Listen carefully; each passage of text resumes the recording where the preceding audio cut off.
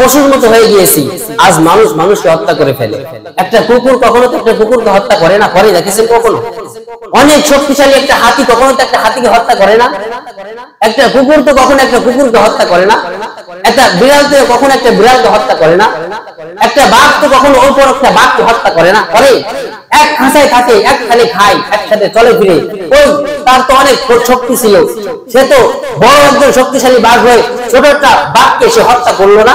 কিন্তু মানুষের মধ্যে পশুত্ব কেন এসেছে? কারণ আমাদের জন্মের সূচনার মধ্যেই কিছু একটা ত্রুটি হয়েছে, যার কারণে আমরা মানুষ হয়েও আশরাফুল মাখলুকাত হয়েও তার মর্যাদা আমরা রাখতে পারি। আজ একটু নিজের দিকে নিজে প্রশ্ন করুন যে একটা পশু, একটা কুকুর আর আমার মধ্যে কতটুকু ব্যবধান আছে? একটা কুকুর আর মানুষের মধ্যে কতটুকু ব্যবধান আছে? যদি নিজের সাথে মিলাই দেখবেন কোনোই ব্যবধান নাই। তাহলে আমরা মানুষ হইলাম কেন?